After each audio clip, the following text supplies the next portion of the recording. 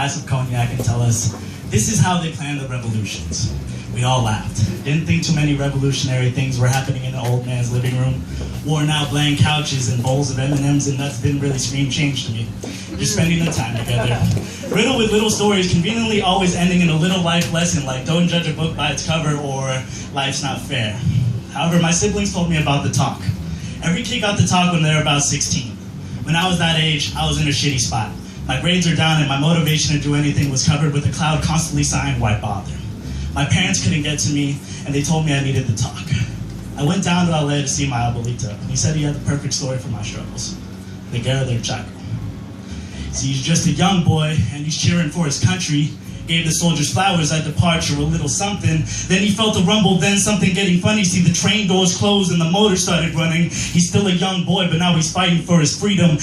Clean the camps only if he would clean it. Stay at camps only if he would clean them. Man, they barely feed him. They saying they didn't need him till one day they saw the little kitty reading. They couldn't believe it. Just like that, now they call the kid a captain. Stunned with a badge, he ain't even know what happened. He relayed messages to the general saying that they were trapped so he could get a move. When the muskets started clapping, a light shines amidst the slaughter. You steal a boy's youth when you witness the soldiers murdered because they drank the dirty water, the tainted teasing liquid conceal the robber. And it was either take your life now or watch the soldiers suffer longer, because wars are lost when the scars remain. But he's the type to channel his pain, never lose focus. Rarity amongst men, married his poet because her brilliant words and her beautiful voice tangled their way through the exoskeleton of a hardened man. Tickling his inner human, so fluid, so soothing, it got his soul moving. Things got great. 3 kids and a wife, but third one came round and she wasn't feeling alright. Leave heaps of trash in weird places and she was screaming at night. Doctor gave her a pill and she didn't scream for the rest of her life.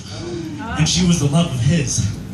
And he made it in the city of angels, got his degrees, raised a family and traveled the world, but he sounded different when he spoke of her. Like his proudest moment. I asked him, is that what motivated you to be great?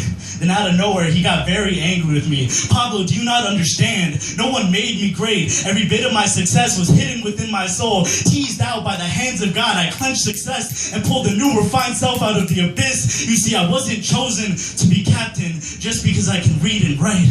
I was chosen to be captain because I could do something no one else could. Pablo, sangre de soldado, o alma de poeta, protector de Bolivia. You were born with the tools of a king, and I will not witness you spit on your grandmother's grave in my face because you were held down by the perception of your own ability. No one is built perfectly, so be the master of your own experience. Take some responsibility for Dios.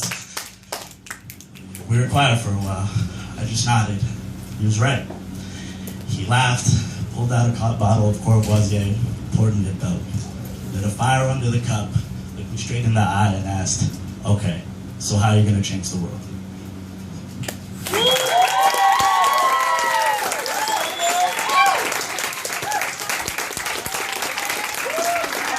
Pablo.